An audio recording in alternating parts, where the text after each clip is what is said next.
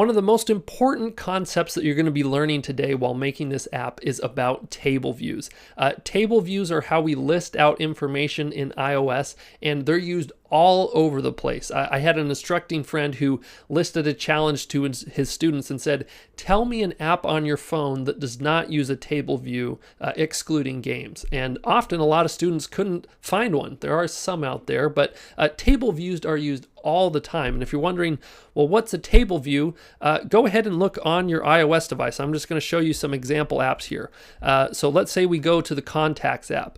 As we list out contacts, this is a table view. Like anything that we can scroll through usually is a table view. So this is an example of a table view listing out a bunch of people on your phone.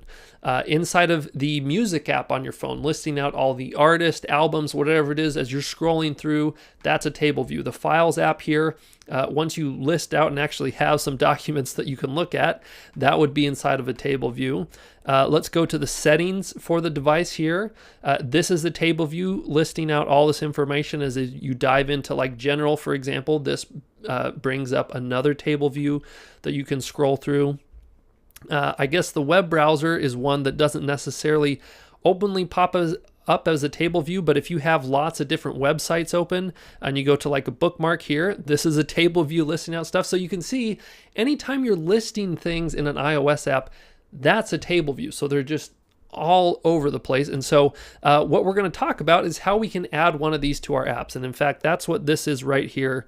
This is a table view. So we're going to first visually add a table view and then talk about how we can get it added to our app and all that good stuff. So let's go ahead and move to our storyboard. Okay, and in our storyboard, when usually we just start a fresh new app, it comes with a blank view controller for us. And we're going to sort of upset things here a little bit. We're actually going to get rid of this view controller and add our own. And remember, a view controller is just kind of the technical term for a screen. Anytime you move from like one screen to another, that's moving in between view controllers. But just go ahead, select this view controller, hit delete to get rid of it. I always forget this. You actually have to select it over here on the side menu and hit the delete button to get rid of that. And if you don't have the side menu, you can get it to show up and disappear right here. But anyways, once we've gotten rid of that, we need to bring out our own table view. So we're going to actually click up here, and there's a bunch of different options here. So I'm actually going to change this to be a list so I can actually see the name of these things. And there it is. We want this table view controller. So all that a table view controller is a view controller with a table view inside of it, but this is going to make it much easier for us to work with this. So just go ahead and drag this into the space here. And you should get something like this. It's a view controller, like I said, with a table view inside of it. Now, while we have this out here, let's bring over our right side menu. We need to select something special. So while this table view is selected, hit this little yellow circle. That's what represents this whole table view. And we're going to go to the attributes inspector. And here where it says is initial view controller, we need to check that box. And you'll see when we do that this little arrow shows up here. This essentially tells us where to start in the app. Like if we have a bunch of different view controllers out here, the arrow points to the place that you'd like to have things start. So with that in place, let's go ahead and run this on our simulated device here. Just make sure that we can see that we have a table view up and running. So we'll wait for a second here. And when it opens up, you should see an app with a bunch of little lines here. And so that if that's showing up, that means you have a table view. And if you can like click, drag, and move up and down, that's a good sign that you have the table view. Now, one thing to point out here is that depending on how you're displaying the simulator, right, like the sizing of this, again, I can't get mine to like grow or shrink on my screen here, but sometimes it's going to look like there's missing lines in between there. And I've had students say, oh, what the heck, this isn't working. All that is that your computer is having a hard time displaying the device on your screen. Like if your screen is smaller pixel wise than the actual iPhone device, then it's going to have to decide like, oh, should I show a line or should I show a blank space?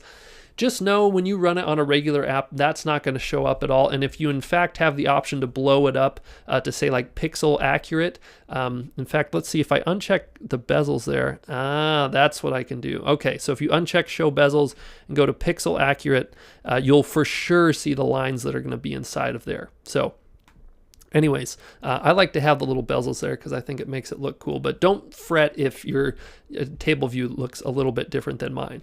Okay, so that's step one there. We've got this showing up. The one issue that we have is that we have this viewcontroller.swift, which remember is kind of the code version of what we have here in the storyboard.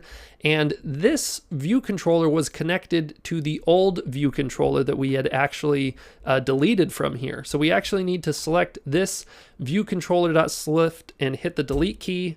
We're going to remove it. It's going to ask, do you want to just remove the reference, what says it, won't list it here, but will still keep the file? Or do you want to move to trash, which is just like get rid of it completely? And yes, we do want to move it to trash. We want it completely gone. So with that gone, we need to add a new file to represent this table view here. So we're going to go up to Xcode's top and we're going to say File, New File. And we want a Cocoa Touch class. So go ahead and select that one, hit Next. And it should be subclass of, and type out here, UI table view controller. Okay, full thing, UI table view controller. You should get an autocomplete. That's going to fill up probably the top of the name there. What we're going to name our class is just simply joke table view controller. We're saying this is a table view controller that tells jokes, so that seems like a pretty descriptive name. Okay, make sure this is unchecked and that you have Swift here, and we'll go ahead and hit Next. And just hit create. This is going to add it into our project. So you should see I have this little file, joke table view controller. I'm going to bring it down by its friend here, the main.storyboard. It doesn't matter necessarily where you drag it, but I just like to have everything sort of close right here. And once we've created this file, we've got to make sure that our view controller here on the storyboard is connected with the file one that we have here. So what we're going to do is we're going to select this table view. Remember, hit that little yellow circle. And then we're going to hit what I call the newspaper button. The official term here is the identity inspector, it looks like. But the newspaper button, I think, is the fun term. And we're going to start typing the class that we just created, that joke table view controller. So we're going to start typing out joke table view controller. And you'll see we'll get the autocomplete with that. And this is very important. Once you see the full name of the class there, go ahead and hit the enter button. It's very important that you do that because you can see it checked this box for us. It said, this module thing, it's got that ready. It sort of connects everything. And what we've just done here is we've said we want to connect this view controller that's inside of the storyboard with this file that's out there. So it's very necessary that these two things are connected so that we can, eventually edit things and have things show up inside of this table view. So whole lot of work here to just get a table view showing up. But in the next one, we're going to start talking about how we can get things to show up inside of this table view.